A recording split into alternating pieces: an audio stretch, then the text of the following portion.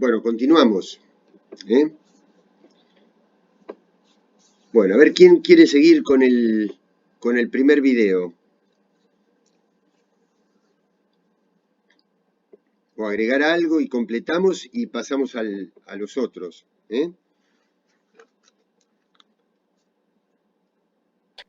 No sé exactamente por qué parte del video en sí nos quedamos, pero no, bueno, en un momento empiezan a hablar de que si bien el primer golpe militar de este estilo del shock fue el de Pinochet, eh, Videla aprendió de los errores del mismo y en Argentina se organizaron los secuestros, la violación de derechos humanos. Después de eso, Margaret Thatcher quiso seguir la idea de la doctrina del shock en Londres y demás. Incluso la guerra de las Islas Malvinas, yo era algo que no sabía, y es que lo utilizó a su favor para poder ser reelegida en el 83. Sinceramente, como que ese lado no te lo cuentan, siempre lo ves desde nuestra perspectiva y nunca de las de ellos.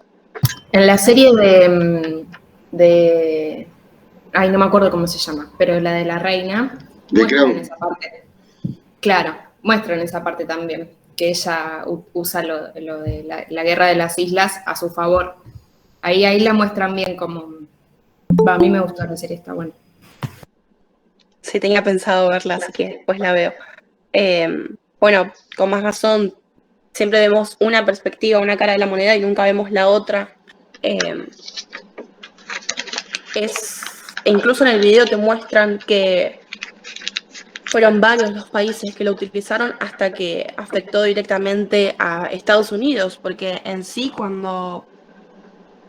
luego de las crisis que sucedieron en Estados Unidos, al final del video explica que en el 87 hubo un lunes negro, en el 92 un miércoles negro. Tuvieron que pasar varios años para que en 2008, creo más o menos, cuando los mercados implosionaron, tuviera que ganar Obama. Como que si no nos afectaba directamente a Estados Unidos, las cosas no cambiaban en sí. Puedo comentar algo justamente sobre lo de Obama, que yo cuando en la película de Inside o en el documental de Sam Jobs, que menciona que es muy gracioso de Obama, que supuestamente él aparece, ¿no? Para arreglar toda la situación que se había provocado en la parte económica. Y después va mostrando en el mismo documental que Obama, por ejemplo, ¿no? El director de las reservas nacionales, de todos los lugares o los encargos políticos posibles, terminó poniendo gente que trabajaba para esas mismas empresas. Creo que hay una que se llama Lehman Brothers, creo que era una de las primeras, que creo que contrató, no sé, como a 5 personas de esas cuando estaban denunciadas por fraude. Bueno, en el video se menciona que aparece el sistema que yo la verdad no lo entendí mucho, que es el de las COD, que serían los bonos y las hipotecas. Que bueno, ahí es cuando empieza todo ese sistema también de venta a lo loco, digamos, de préstamos a lo loco. Y bueno, nada, eso de Obama es como dicen en el mismo documental, que nunca se termina, que Obama fue como una mejoría, pero que tampoco fue demasiado, no buscó pararlo, porque él supuestamente había propuesto regularizar todo ese tema de los derivados, pero creo que no fue así, la verdad. Hay una película que está en Amazon Prime, si alguien la quiere ver, que se llama El precio de la codicia, que la tuve que ver para introducción al pensamiento social, que transcurre en la noche en la que explota todo en la crisis de la subprime en el 2008. Y no muestran qué firma es durante toda la película, y eso está bueno porque es como representa lo que fue esa noche en todas las empresas que participaban del mercado, y muestran cómo venden los bonos, las acciones, lo venden todo en una noche a precios descabellados para poder salvarse de la caída inminente de esas acciones. Y bueno, nada, es siempre a costa de aquellos que eligen creerles esa noche antes de que explote todo, a costa de, bueno, de esos potenciales inversores que lo único que querían era salvar sus intereses. Pero bueno, está el conflicto de intereses de las empresas enormes que los venden y, bueno, las pobres personas que confiaron esa noche en los precios bajos de las acciones. Sí, también no solo esa noche, es más, en el mismo documental mencionaban que, por ejemplo, la empresa de seguros más grande del mundo, que es, creo que es AIG, o no me acuerdo en cómo se llama, 2 o 3 días antes de que vaya a la quiebra, todavía las inversiones seguían siendo recomendadas de primera calidad. Que después estas mismas organizaciones dijeron que solamente eran opiniones. Que bueno, la verdad, nada, no, es medio de cara dura, ¿no? Como decían ahí cuando estaban en el juzgado, que el mismo juez le decía, ¿vos te parece que eso es una opinión? Decir que invertir en esta empresa que ya todos sabían que era una inversión, como decían ahí, una inversión basura, no valía la pena. Sí, en esta película El precio de la codicia también se trata el tema de la culpa, porque, bueno, el protagonista es como un ingeniero que ya a partir de algoritmos, determina que esto va a ser así, que todo va a caer, y bueno, nada, muestran cómo le agarra culpa al protagonista, bueno, porque el protagonista siempre tiene que ser moralmente correcto, pero nada, después los jefes de la empresa, que nunca se dice qué empresa es, claramente no les importa porque quieren salvarse.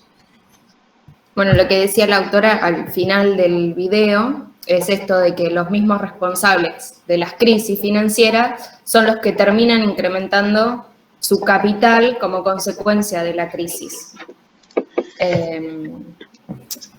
Y bueno, después otra cosa que mencionaba también es que esto de aprovecharse de una tragedia, como por ejemplo el huracán de Katrina, donde, digamos, todo el mundo estaba, como decíamos hoy, obnubilado con este tema mientras implementaban una reforma en la educación, si mal no recuerdo. Y después, otro ejemplo que brindan también es en Asia, cuando hubo un tsunami en una zona donde vivían, bueno, un montón de personas que después del tsunami no los dejaron regresar a su hogar y en lugar de donde estaban su casa, pusieron hoteles 5 estrellas.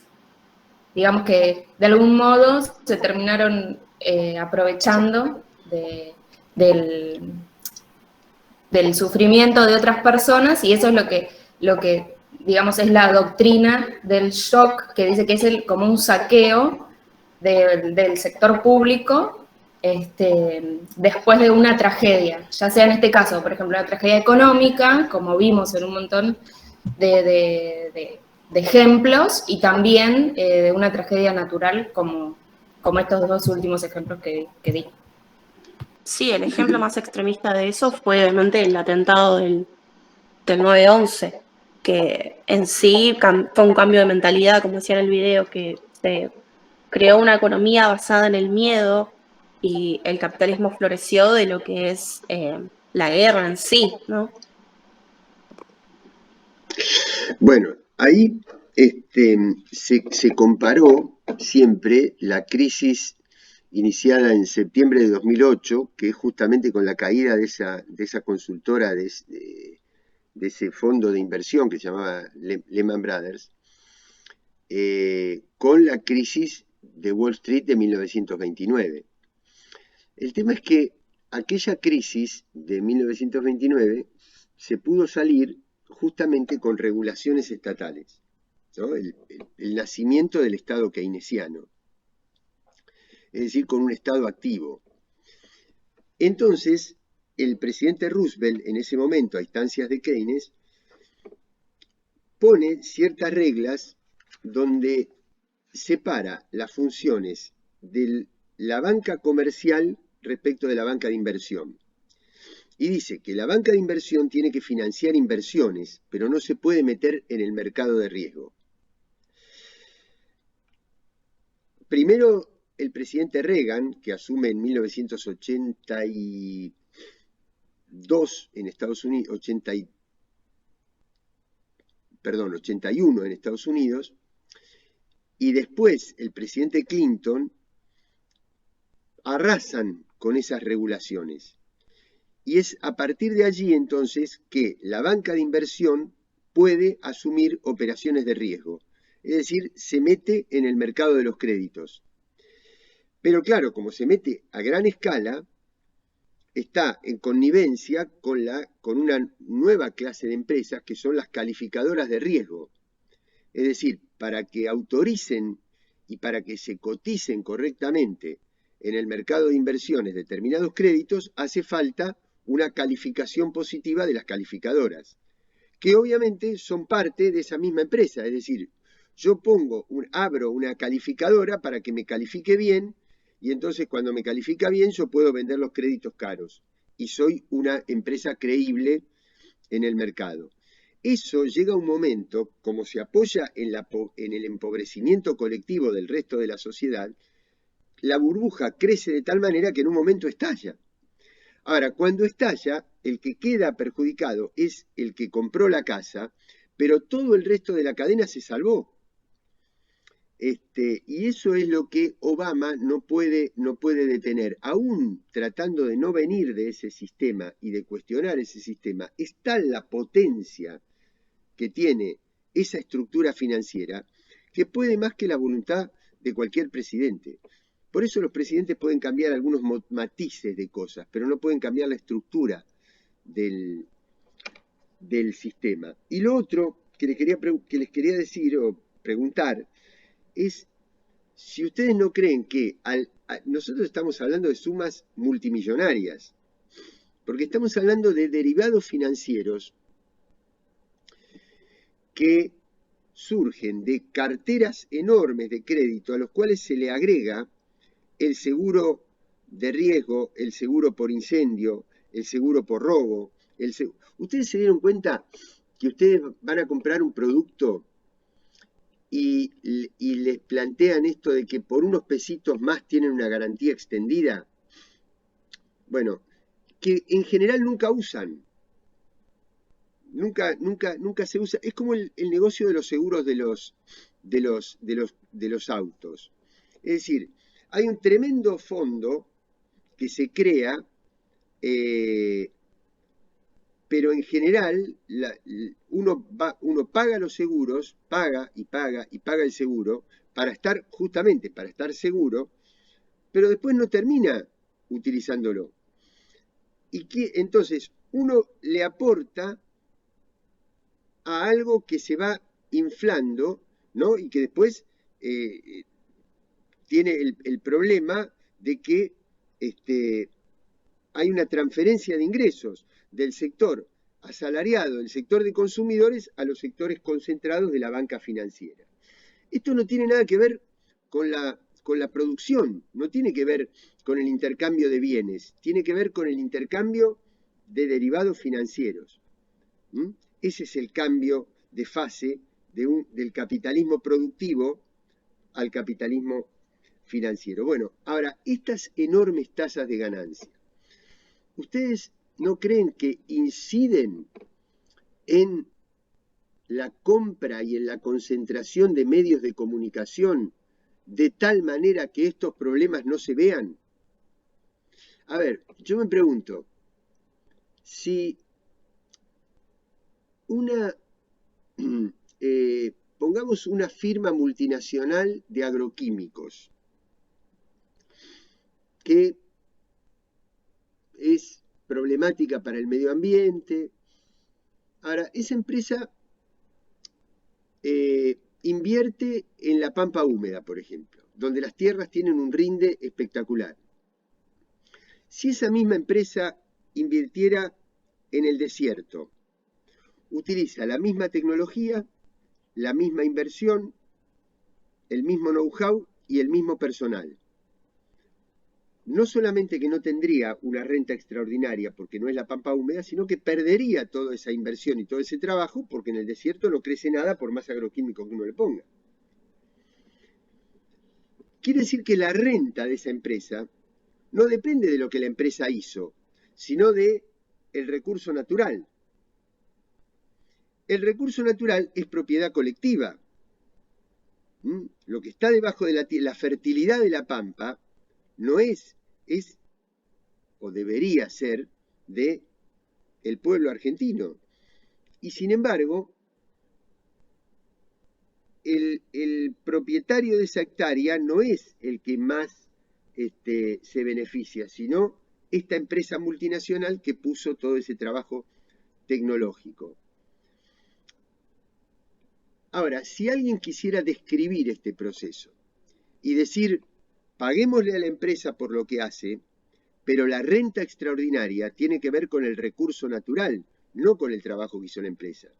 Porque en otro contexto ese mismo trabajo da pérdida. Quiere decir que el problema no es el trabajo ni la inversión tecnológica, sino la estructura productiva. Y es allí donde tiene que ir el grueso de la riqueza, no a la inversión financiera que hizo la empresa. Ahora, si esto se dijera abiertamente, eso generaría un problema para esa empresa. ¿No les parece que hay intereses creados para que esta manera de ver las cosas no se difunda? ¿No les parece que hay intereses creados, por ejemplo, para que un laboratorio venda 1000 cajitas de 20 comprimidos en lugar de venderle a todo un sistema de hospitales públicos, obras sociales, prepagas e institutos como el PAMI, como el IOMA, etcétera, a granel, con lo cual ese medicamento saldría infinitamente más barato que con la distribución minorista, el envase y toda la propaganda del nombre de fantasía? Ahora, ¿qué es lo que pasa? Si yo quiero decir esto en un programa periodístico, el productor de ese programa periodístico me sacaría patadas porque me diría, me estás quitando a quien me pone la plata para la publicidad. Y sin esa plata yo no puedo funcionar. Entonces, si ese programa no funciona, no lo puedo decir. Pero si funciona, tampoco lo puedo decir porque voy en contra de los intereses de quien lo financia. ¿Se dan cuenta cómo hay todo un aparato armado para que los intereses de los grandes conglomerados monopólicos sean los que fijan la regla de juego de los pueblos y de las sociedades? O por lo menos esta es mi impresión, ¿no? Entonces, cuando uno dice, quiero entender este fenómeno y regular esta concentración, le dicen que está atacando la libertad de expresión.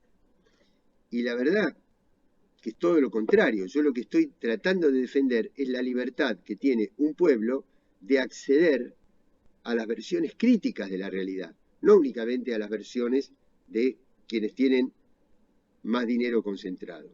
Pero bueno, estos son temas que van organizando, digamos, la política exterior. Y después hay otra cosa. No sé si ustedes recuerdan que al final de la película de Naomi Klein, la del shock, ella en el discurso dice, en la época de Roosevelt, cuando se ponen estas regulaciones, Roosevelt le dice a su pueblo, de lo único que tenemos que tener miedo, a lo único que le tenemos que tener miedo es a tener miedo.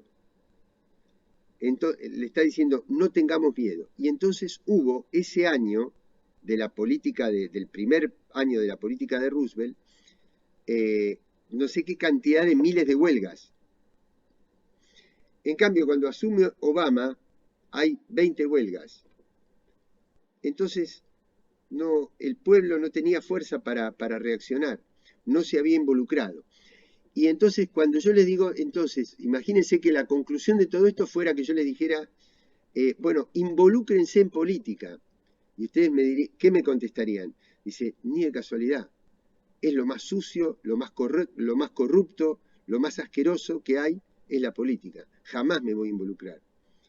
Es todo un mecanismo que se va autososteniendo. ¿Autososteniendo qué?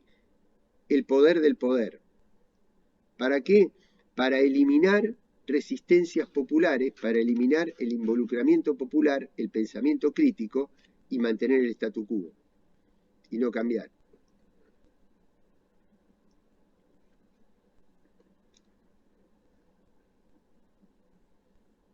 Bueno, ¿quién sigue? Alguien de los que no habló, de las personas que no hablaron. Yo, profe, puedo hacer una pregunta de la película que en una parte que no entendí, y quizás más económico, por eso quizás no lo llegué a interpretar, que se hacían un trabajo para boicotear a su propia empresa, para confundirlas, y ahí ganar más plata. Eso no lo encontré, no entendí Yo me eso. puedo salvar. Imagínate que a mí me dijeran que, bueno, pero tiene que ver con lo que hablábamos antes. Si yo la noche anterior, apretando un botón, puedo hacer que las acciones se vendan a una cantidad enorme de plata, aunque al otro día desaparezca la empresa, y bueno, sí, desaparecerá la empresa, pero yo me quedo con la plata. Y después me voy a arreglar para incidir sobre el gobierno y sobre las universidades y sobre los medios de comunicación para que legitimen la creación de una nueva empresa y el sistema se autosostenga. A veces hay que pagar esos precios. Claro, profe, disculpe, yo también tengo una consulta referida a eso. Cuando pasan estas crisis con estas empresas que se declaran en bancarrota, hay algunas que se consideran rescatadas. Eso es lo que yo no entendí. ¿La reserva, o sea, sacaron ese dinero de la Reserva Nacional? ¿O cómo se...? Absolutamente. Dinero público de la Reserva Federal. Bush, hijo, que era presidente en ese momento, en el año 2008, cuando estalla la crisis, después gana Obama, después asume Obama, recurre a un salvataje de la Reserva Federal, es decir, como si fuera el Banco Central de la Argentina. 800.000 millones de dólares para el salvataje de las consultoras de riesgo que habían caído, porque lo que no había que hacer caer era la credibilidad del sistema. Había que sostener la credibilidad del sistema. ¿Con qué dinero? Con el dinero de la Reserva Federal. ¿De quién es el dinero de la Reserva Federal? De los ahorristas. La verdad suena algo, no sé, muy, muy loco, ¿no? Como, por ejemplo, no me acuerdo bien en qué empresa hubo un presidente que justo antes de que pasara todo esto lo llamaron para que sea subsecretario de la Reserva Federal y terminó indemnizándose como por casi 61 millones de dólares y después terminó trabajando para el Estado, aparte de todo lo que había hecho. Bueno, pero es que Martínez de Oz, cuando fue ministro de Economía de Videla en la dictadura del año 76, venía de el Chase Manhattan Bank, uno de los bancos concentrados financieros más grandes de los Estados Unidos. ¿Cuál fue uno de los bancos con los que más se endeudó la Argentina durante la etapa de la dictadura? El Chase Manhattan Bank. Es la concatenación público-privado es esencial para que funcionen estos sistemas. El mundo privado pone a los funcionarios del Estado. ¿Para qué? Para que establezcan las normas del Estado que beneficien a ese sector privado que lo puso. Es así de sencillo. Claro, y otra duda que tengo, cuando se declara en quiebra, ¿no?, una empresa, ¿no se debería hacer cargo el presidente, por decirlo así, el presidente ejecutivo? Porque en estos casos, en todas las distintas empresas, sabemos que nunca se les recriminó nada. A lo mejor en algún momento se les acusó de fraude, pero nunca de indemnización. No sé la verdad bien cómo habrá pasado todo. Bueno, esto mismo pasó con la deuda argentina. Cuando las empresas privadas se endeudan en el exterior, llega en 1982, como producto de todo este sistema, Cavallo a la presidencia del Banco Central de la Argentina y estatiza la deuda. Dice, no podemos tener empresas quebradas, entonces, ¿quién tiene que pagar la deuda que habían asumido las empresas privadas? El pueblo argentino. El Estado paga la deuda, asume ese endeudamiento. ¿Por qué? Porque teóricamente había que mantener la salud de esas empresas para que el Estado pudiera seguir funcionando. ¿Qué es lo que sucedió? Se endeudan las empresas, a sus directivos no les pasa nada, se le da un salvataje a las empresas con dinero público que tendría que haberse utilizado para fines sociales y no para sostener a esas Claro, empresas. como por ejemplo New Deal sería un ejemplo. Y bueno, justamente es lo contrario, lo opuesto, digamos. Exacto, una respuesta rápida hacia esa necesidad, ¿no?, que hubo en ese momento cuando había pasado la crisis. Claro, pero el New Deal es utilizar dinero del Estado para pagar salarios, para crear empleo. Exacto. Y acá es todo lo contrario, es sacarle dinero al empleo para pagarle dinero a las empresas. No, sí, por eso es lo que mayormente más me hizo ruido en el tema de la película, ¿no? Cómo había una persona sola que se llevaba $1.000 millones y después lo terminaba pagando todo el Estado, que eso se me hacía lo más... Bueno, pero es que en este momento, estos videos inclusive ya tienen sus años, ¿no? Pero como se profundizó la lógica de funcionamiento de este sistema, ¿qué es lo que sucede hoy? Que 50 familias, pongan un poquito más, un poquito menos, de acuerdo con los estudios internacionales de un organismo financiado por países nórdicos que se llama Oxfam. Hay un libro que se llama Economía y Equidad, algo así, de Tomás Piketty, que quizás los estudiantes de las áreas económicas de la facultad o que estén cursando en este curso lo hayan escuchado. Pero esta estadística de Oxfam dice que 50 familias concentran la misma cantidad de fortuna que el 50% más pobre de la humanidad. Es decir, 50 familias tienen el mismo dinero que 3.600 millones de personas. Es irreal, es inimaginable. El dinero que maneja la banca en las sombras, que es la banca que sigue trabajando a partir de los derivados financieros, no la banca que te da un crédito para que te compres una bicicleta para ir a laburar, no esa banca para decir, bueno, voy a cambiar el auto, voy a comprar una heladera, voy a arreglar mi casa, porque eso es trabajo, producción, ahí hay una empresa que te va a vender el producto, hay un trabajador que te lo va a llevar, hay un transportista, hay una cantidad de gremios involucrados. Esa banca no, la banca en las sombras, la banca de los derivados financieros. Tiene alrededor de 1000 veces el volumen de lo que maneja la otra banca.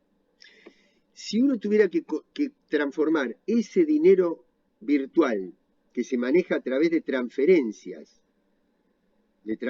virtuales, en dinero físico, en billetes de $100, no alcanzaría la historia de la cultura para poderlos contar.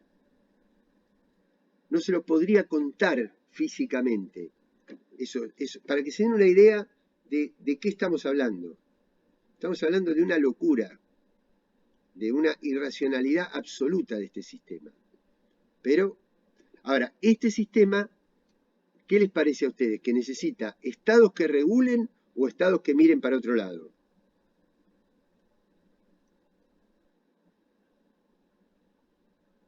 Yo creo que estados que regulen. Claro, pero entonces es casual que si se necesita un estado que regule para que esto no funcione de esta forma, estén de moda todas las tendencias que dicen que el Estado es una inmundicia. ¿No les parece que algo hay en el medio que es interesado, que no es casual?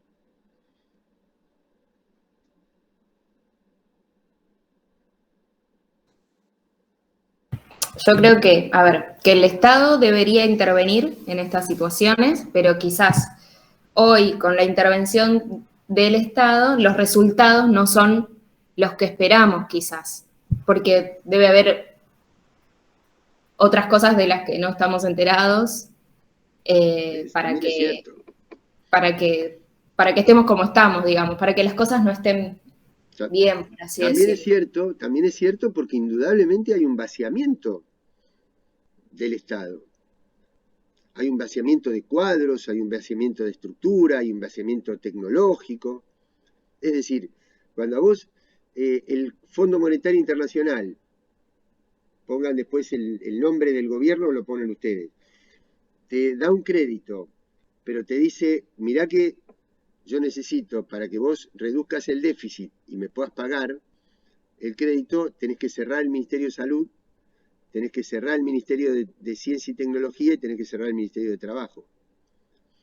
Es decir, cada vez el Estado ir para atrás en su capacidad regulatoria y no hacia adelante. Cuando existía la Junta Nacional de Granos y la Junta Nacional de Carnes, era porque el Estado manejaba todo el sistema de importaciones y exportaciones, de comercio exterior. Entonces, ¿qué hacía? Mantenía un precio sostén. Cuando el precio estaba más elevado, el Estado se quedaba con ese dinero y le daba un determinado precio al exportador. Cuando el precio estaba más bajo, con ese fondo el Estado le mantenía ese precio sostén al exportador. Y mientras tanto iba acumulando una masa de capital para redistribuirlo en distintas áreas de desarrollo. Bueno, ese mecanismo regulatorio había que sacarlo. Se lo sacó en la etapa del neoliberalismo en el año 90, 91. Y entonces hoy el comercio está sujeto al libre mercado. Entonces, ¿qué es lo que sucede? Si hay inflación internacional de los alimentos, como hay en este momento, yo soy un exportador, pero digamos, soy al mismo tiempo, soy un proveedor de alimentos y tengo un precio internacional muy caro, exporto todo. Y no, pero mirá que los argentinos también tienen que comer. Bueno, si quieren comer, que me paguen el mismo precio al que yo estoy exportando. Y si el Estado le dice, no, tenés que frenar la exportación, ¿y cómo hace el Estado para evitar que vos exportes? Te pone retenciones. Es decir, te dicen, eso que vos vas a exportar no lo vas a recibir todo. Vas a recibir una parte. Y la otra parte se la vas a tener que dar al Estado. ¿Para qué? Para que garantice que los argentinos puedan comer.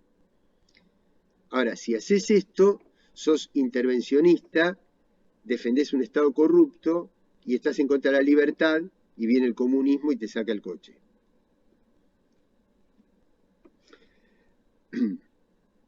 Bueno. Yo tengo aquí la lista de los que están participando, pero habló menos de la mitad, ¿eh? Después me dicen, no, pero yo participé, profe, no, pero yo no tengo trabajo suyo. Yo anoté todos los que participaron. A mí me anotó, ¿no, profe? Sí, a vos te anoté primera de todas.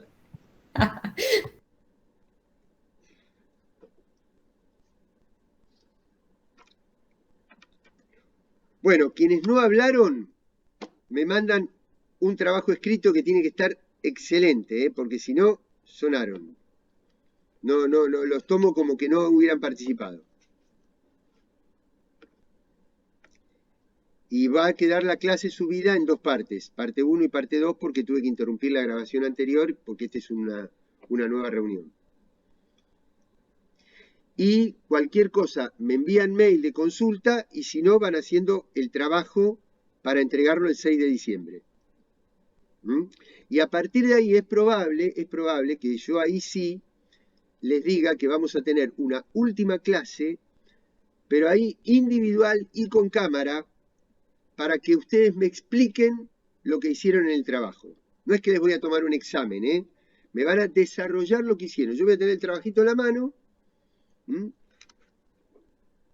Voy a tratar de corregirlo para que sea el miércoles inmediato, donde ustedes van a tener que defender el trabajo que hicieron. Sí, sería como una presentación y una defensa, ¿no? Más o menos. Exactamente. De un trabajo modesto, por supuesto, no es una tesis doctoral. Pero por lo menos le quiero ver la cara y escuchar la voz. Bueno. Perfecto, entonces. Bueno, quedamos así. Bueno, gracias, profe. Muchísimas gracias. A usted, profe. profe. Gracias. Chao, Nos vemos. Gracias.